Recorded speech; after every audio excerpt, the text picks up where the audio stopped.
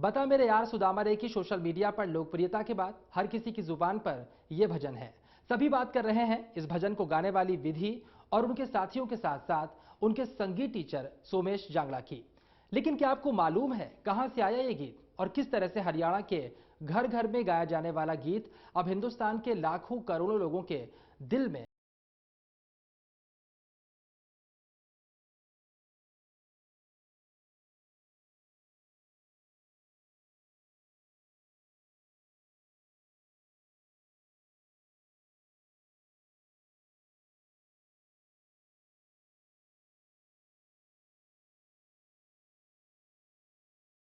कानों में रस घोलने वाले इस भजन के इतना मशहूर होने की कहानी शुरू होती है रोहतक के घिल्लौड़ कला गांव से,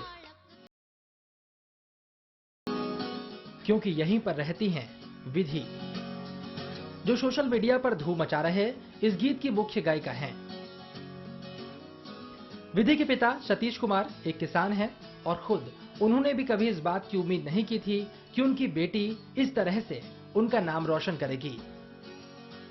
लेकिन आज उनको अपनी बेटी पर फक्र है और उनकी लाडली उन्हें अब और ज्यादा प्यारी भी हो गई है। अपने माँ बाप की लाडली विधि चेहरे से जितनी मासूम दिखती हैं, उतनी ही मासूमियत उनकी आवाज में भी है।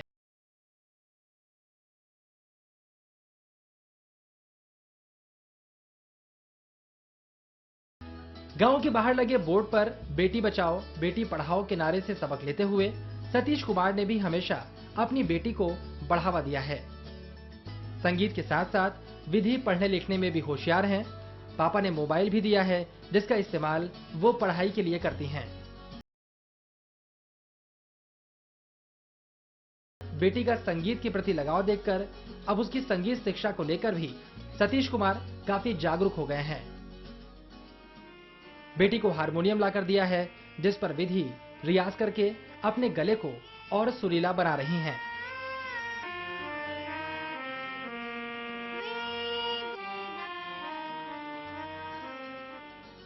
लेकिन इस भजन के लोकप्रिय होने के पीछे सतीश कुमार का नहीं बल्कि उनकी पत्नी और विधि की मां का हाथ है।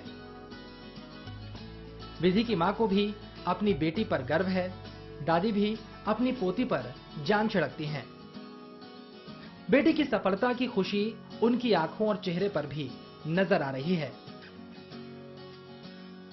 विधि के साथ उनकी मां की भी हर जगह चर्चा होती है और बेटी की वजह से अब वो भी टीवी पर खूब दिखाई देती हैं। विधि की मां ने यह भजन कहीं पर सुना था, उनको भजन अच्छा लगा तो बेटी को भी सिखा दिया और यहीं से शुरू हो गई भजन के पॉपुलर होने की शुरुआत।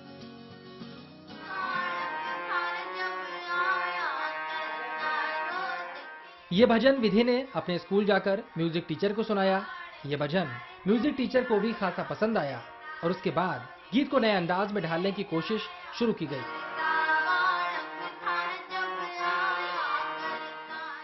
सोमेश ने इस गीत को नया संगीत देने की शुरुआत फरवरी 2016 में की। इस काम में उनको सभी का सहयोग मिला।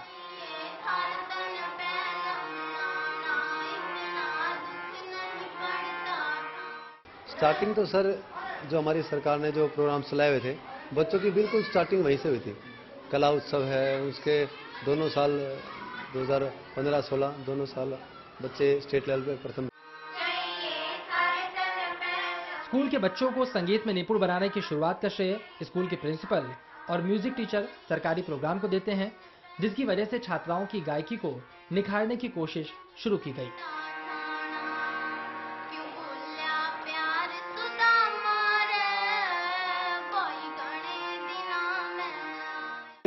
बच्चों को सारी सुविधाएं मुहैया कराई गई थी यहाँ पे स्कूल की तरफ से, प्रशासन की तरफ से। आप देख ही रहे हैं म्यूजिक रूम को कितना हर एक इंस्ट्रूमेंट है यहाँ पर। तो स्टार्टिंग यहीं से हुई कि सर ने ये कहा भी बच्चों को आगे ले जाना है, कला उत्सव के को छोड़कर भी कुछ प्रतिमाएं आगे जानी चाहिए, चाहे वो गीत हो, चाहे भजन हो, चाहे गजल हो। तो उसके लिए फिर इस भजन की शुरुआत की गई।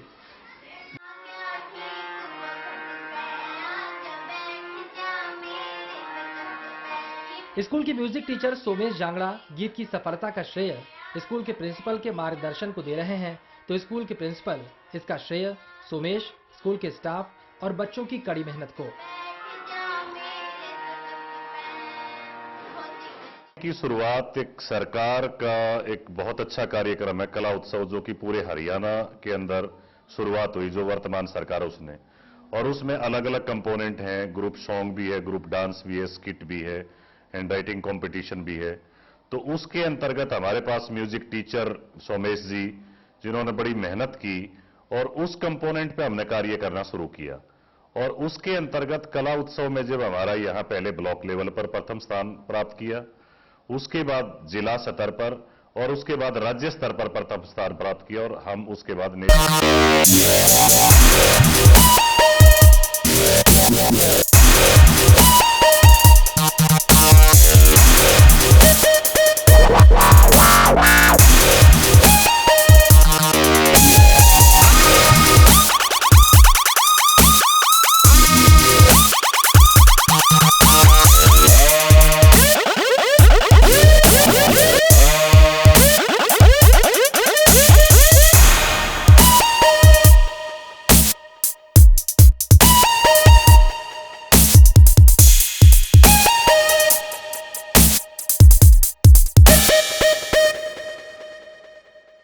जब कुरुक्षेत्र भेजा तो कुरुक्षेत्र में जो वीडियो रिकॉर्ड हुआ, बच्चों ने गाया, वो ज़्यादा वायरल हुआ।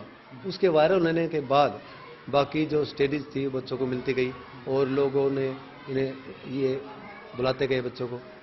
और इसी तरीके से कुरुक्षेत्र की स्टेज के बाद एमडीयू की स्टेज मिली 1 जनवरी 2017 को। उसके बाद ये धीरे धीरे इस तरीके से वायरल हुआ।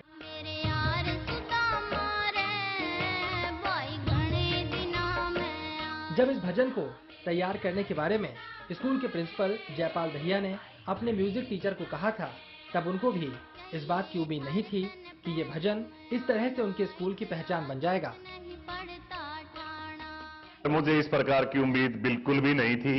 हम केवल जो है ना, जो हमारा एक सरकार की जो एक कोशिश थी कि भाई हमारा स्कूल लीगल लिटरेसी में भी प्रथम स्थान प्राप्त किया है, उसके स्पोर्ट्स में भी 400 मीटर में हमारे स्कूल का बच्चा प्रथम स्थान पर रहा है, साइंस एग्जीबिशन में भी जो है ना डिस्ट्रिक्ट में प्रथम स्थान प्राप्त किया है, मैथमेटिक्स के मॉडल में भी हमने स्टेट में रिप्रेजेंट किया है।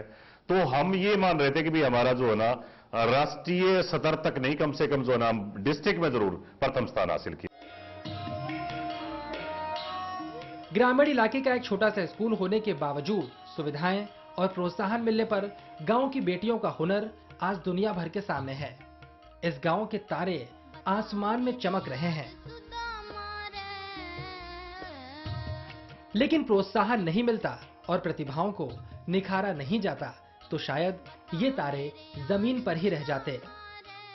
इस भजन का लोकप्रिय होना, सोशल मीडिया पर हिट होना एक सबक है। हरियाणा के कोने कोने में प्रतिभाओं की कोई कमी नहीं, जरूरत है तो उसे प्रोत्साहन देने की। अगर एक गीत और उसको गाने वाली आवाजें इतनी पसंद की जा रही हैं, तो हरियाणा के दूसरे गीत और दूसरी प्रतिभाशाली आवाजें क्या इस तरह लोकप्रिय नहीं हो सकती?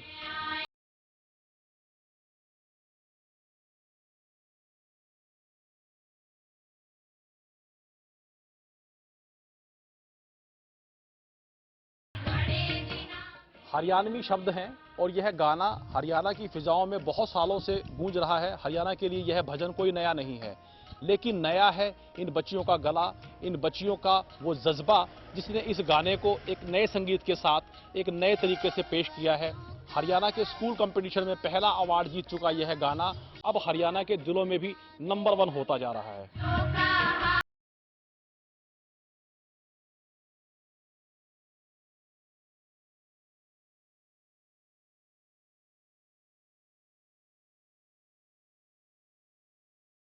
एक और छोटे से ब्रेक के बाद देखिए, बता मेरे यार सुदामा की सफलता के बाद गुरु और शिष्यों की ये जोड़ी अब आपके सामने लेकर आ रही है